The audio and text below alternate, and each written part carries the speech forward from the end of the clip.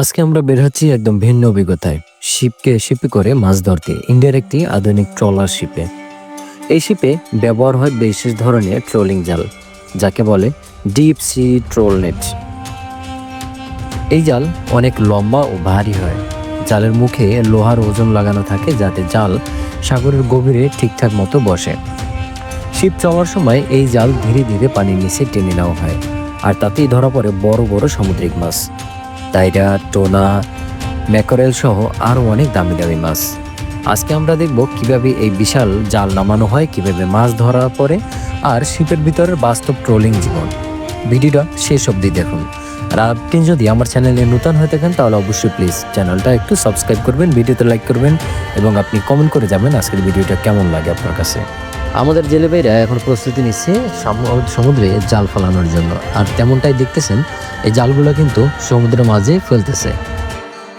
জাল ফেলানোর পরে আমরা আমাদের এই যে জেলে ভাইরা আছে, কারণ এদের নিয়ে একটু রান্না বাড়া হবে, খাওয়া দাওয়া হবে। কারণ এই জালগুলো যখন টানা হবে তখন আসলে প্রায় 4 থেকে 5 ঘন্টা পর তারপরে এই জালগুলোকে আবার টানা হবে, ততক্ষণ আছে আমাদের দুপুরের খাবার দাবারও শেষ করতে হবে।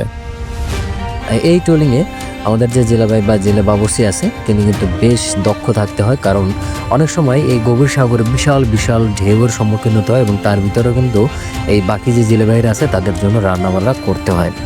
আর এই এক একটা শিপে কমপক্ষে প্রায় 25 থেকে 30 জন করে লোক কাজ করে। আর এই শিপটা আপনারা যতটুকু ছোট দেখতেছেন এটা মোটেও ছোট না, কারণ এই শিপটার ভিতরে থাকে একটা অংশ, উপরে একটা অংশ, প্রায় 3টা ভাগে ভাগ করা হয় এই শিপটাকে। এদের ডিপ ফ্রিজ, তারপরে এক ধরনের ফ্রিজ বলা চলে, নিচের যে তাকটা থাকে ওইটাকে। আর দেখছেন আমাদের এক জেলাভাই তিনি কিন্তু মানে এই যে শিপের বাবুর্চি তিনি হচ্ছে খুব দক্ষতার সহিত একটা মাছকে কাটিকুটি করতেছেন। মাছগুলোকে তারা আসলে মাছ কাটতে কাটতে এক প্রকারের অভ্যস্ত হয়ে গেছে। এখন মানে প্রফেশনাল একটা শেপ বা একজন বাবুর্চিও তাদের কাছে তেমন কিছুই না। মাছটাকে কত সুন্দরভাবে পিস পিস করে আলাদা করা হচ্ছে এবং মাংসগুলোকে ছাড়ানো হচ্ছে।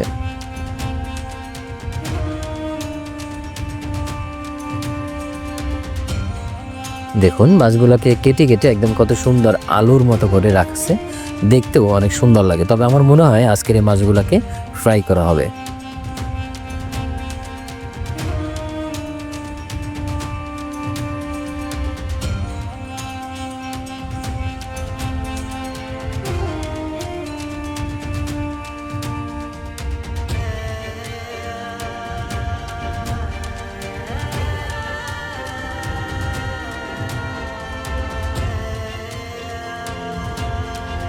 এবার আমাদের খাবার পালা। আর এখানে খাওয়ার কোনো নিয়ম কানুন নেই, যে বাবুর্চির কাজ হচ্ছে রান্না বাড়া করে রেখে দেওয়া, আর যারা স্টাফ আছে তাদের দায়িত্ব হচ্ছে তাদের মতো করে একটু একটু করে নিয়ে যে যার যখন মন চায় সে তখন খাবে। আসলে ট্রলারের জীবন ঠিক এমনই কিন্তু হয়ে থাকে।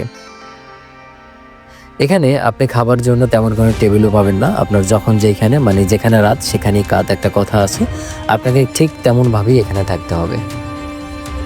আমাদের সকল জেলেভাইরা ভালোভাবে খাবার দাবার খেয়ে তারপরে নিজেকে প্রস্তুতি নিচ্ছে, কারণ রাত 3টা নাগাদ প্রায় আমাদের জাল মানে টানার কাজ শুরু হবে। আর তখন কিন্তু আমাদের মহা একটা চ্যালেঞ্জ হবে। আর এই জালে যখন একবার জাল টানা হয় তখন কিন্তু তাদের আর মানে তাকানোর কোনো সুযোগই থাকে না, তখন শুধু মাছের জন্য অপেক্ষা করতে হয়। আর মাছ যখন আসে তখন মাছ ছাড়াতে হলেও প্রচুর পরিমাণে শক্তির প্রয়োজন হয়, কারণ এইসব শিপে বড় বড় মাছ ধরা পড়ে। রাত প্রায় 3টা, মানে 2:50 মতো বাজে। আর এখন আমাদের জাল টানার প্রস্তুতি নিচ্ছে আমাদের জেলে ভাইয়েরা। এমনিতে শীত, তার ভিতরেও আমরা আজকে প্রস্তুতি নিচ্ছি। আমাদের কিছু জাল কিন্তু এখনও আমাদের ডরায় মানে রাখা আছে, যেটা দেখতে পাচ্ছেন।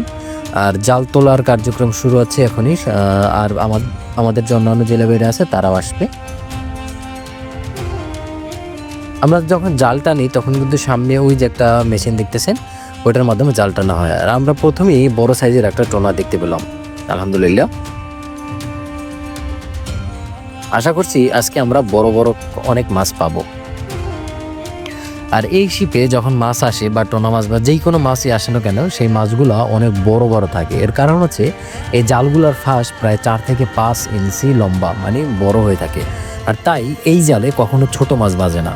কিন্তু আমাদের অনেক বাংলাদেশি ট্রোলিং আছে, যে সমস্ত ট্রোলিংগুলোতে যখন মাছ ভাজে তখন খুব ছোট ছোট মাছগুলো ভাজে, এবং সেই মাছগুলো কিন্তু আসলে যে ছোট মাছগুলো তারা ধরে, এর ফলে সমুদ্রে কিন্তু মাছের একটা মানে দুর্ভিক্ষ দেখা যায়। আর এখানে দেখুন একটা পাখি মাছ আসছে।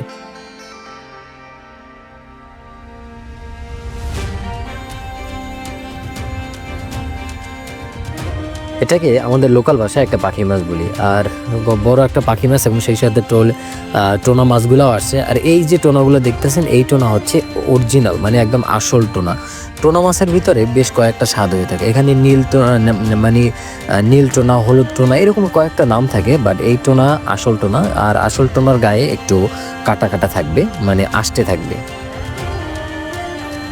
তো এই যে দেখুন বড় একটা পাখি মাছ, এবং এই পাখি মাছটাকে এখন ছাড়ানো হচ্ছে খুবই কেয়ারফুলি, কারণ মাছ যদি কোনো অংশে ফেটে যায় বা কোনো সমস্যা হয়ে থাকে, তাহলে মাছের দাম কম হবে।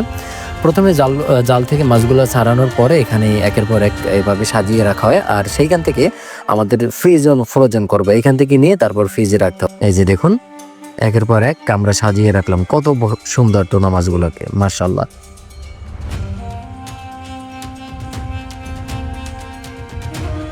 ইয়েস, আলহামদুলিল্লাহ, অনেক অনেক মাছ, অনেক। এবং দেখুন যেটা বললাম প্রথমেই, আমাদের সব মাছের সাইজগুলো কিন্তু একই হয়, কারণ আমাদের জালের ফাঁস এক সাইজের, তাই মাছগুলোও কিন্তু একই সাইজের হতে হয়। আর এখন এই মাছগুলো আমরা নিচে ফ্রিজে ঢুকাবো, আর এই জন্য আমাদের কয়েকজন ভাই কিন্তু এখন নিচের আমাদের ফ্রিজের ভিতরে ঢুকবে, মানে ডিপ ফ্রিজের ভিতরে ঢুকবে, এবং সেইখানে আর এই যে ফ্রিজ ও ফ্রোজেন করার যে জায়গাটা, এখানে বেশ ঠান্ডা থাকে, যেখানে আপনি আসলে ঢুকতে হলে আপনাকে সোয়েটার গায়ে দিয়ে তারপর ঢুকতে হবে, এবং এর ভিতরেই থাকে শুধুমাত্র বরফ। এখন উপরের যে মাছগুলো আছে, সেই মাছগুলো এখন এভাবে ঝুড়িতে করে এক এক করে নিচে দিয়ে দিতে হবে। এরপরে এই মাছগুলোকে আবার বরফ দিতে হবে। এই এক একটা ট্রলিংয়ে আপনি ভাবতেও পারবেন না কত টাকা বিক্রি করে। এই এক একটা ট্রলিংয়ে প্রায় 1 কোটি 2 কোটি টাকা পর্যন্ত বিক্রি করে, কারণ এক একটা ট্রলিং যখন সাগরে যায় তখন তারা প্রায় 20 থেকে 25 দিন, 30 দিন, 1 মাস, প্রায় 40 দিন পর্যন্ত তারা সাগরে থাকে। এক একটা ট্রলিংয়ের প্রায় 10 লাখ, 20 লাখ, 30 লাখ টাকা পর্যন্ত বাজার খরচা হয়। তাহলে বুঝেন এবার এই বাজার খরচা যখন তাদের তুলতেও প্রায়, যদি তারা 2 কোটি 3 কোটি টাকা না বিক্রি করে, তাহলে তাদের পোষায় না। আর এখানে যতগুলো মানুষ আপনারা দেখতেছেন, এখানে প্রতিটা মানুষ কিন্তু বেতনে কাজ করে তারা। আলহামদুলিল্লাহ, প্রতিটি টোনা মাছ একবার 5 কেজি 7 কেজি সাইজের।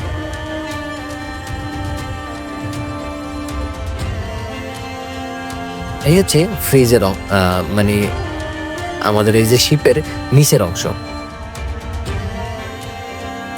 আজকে রাতের যে মাছগুলো আমরা পেলাম, সেই সমস্ত মাছগুলো কিন্তু এখন আমরা এভাবে নিচে রাখতেছি, এবং রাখার পরে একটা একটা করে এই মাছগুলোকে এখন আবার দায়িত্ব হচ্ছে স্তূপ করে রাখা। দেখুন এই যে বড় একটা পাখি মাছ, এখন এই পাখি মাছগুলোকে আমরা সারিবদ্ধ করে এভাবে ঘর ঘর থাকে সেই ঘরে রাখার পরে বরফ দিয়ে তারপর ঢেকে দিতে হবে। প্রথমে আমরা বরফের একটা বিছানার মতো তৈরি করব, এরপরে একটা একটা করে মাছ আমরা সাজিয়ে রাখতে হবে, কারণ অন্যান্য ট্রলারে যেভাবে দলামুচু করে রাখে একসাথে, ঠিক এইভাবে করে এখানে রাখা যাবে না। এখানে রাখতে হলে আপনাকে একটা একটা করে সাজিয়েই তারপর রাখতে হবে। এই যে দেখুন বড় সাইজের। তবে একটা কথা হচ্ছে, এই মাছের তেমন দাম কিন্তু বাংলাদেশে নাই। তো বাংলাদেশে যেমন এই যে মাছগুলো দেখতেছেন, এই মাছের এক এক পিস সর্বোচ্চ 5 থেকে 7 হাজার টাকায় দাম হবে। তবে এই মাছটা আমাদের বাহিরের দেশে বেশ প্রচলন, এবং এই পাখি মাছগুলোর বাহিরে বেশ দামও পাওয়া যায়। একটা একটা করে স্তূপ করে তারপরে চাল করে রাখা হবে। আর যেহেতু এখানে প্রায় আপনি যখন এই নিচে ঢুকবেন, তখন আপনি বুঝতেই পারবেন না যে এইটা একটা মানে শিপের ভিতরে আছেন। আপনার মনে হবে আপনি কোনো এক বিল্ডিং এর ভিতরে আছেন। দেখুন বড় বড় মাছ, এক একটা বড় বড় টোনা। দর্শক, আজকের ভিডিওটা আপনার কাছে কেমন লাগছে সেটা কিন্তু অবশ্যই কমেন্ট করে জানাবেন। আর এমন সুন্দর সুন্দর ভিডিও পেতে অবশ্যই আমাদের চ্যানেলের সঙ্গেই থাকবেন। আজকে এই যে মাছগুলো পেলাম, এখানে কত টাকার মাছ হবে সেটা একটু সবাই কমেন্ট করে জানাবেন। আর এমন নিত্য নতুন ভালো ভালো ভিডিও পাওয়ার জন্য অবশ্যই আমার চ্যানেলের সঙ্গেই থাকবেন। ভালো থাকবেন, সুস্থ থাকবেন, দেখা হবে পরবর্তী ভিডিওতে। আর আপনি যদি আমার চ্যানেলে নতুন হয়ে থাকেন, তাহলে অবশ্যই like, comment, share and subscribe করে দিবেন। ধন্যবাদ সবাইকে, আল্লাহ হাফেজ।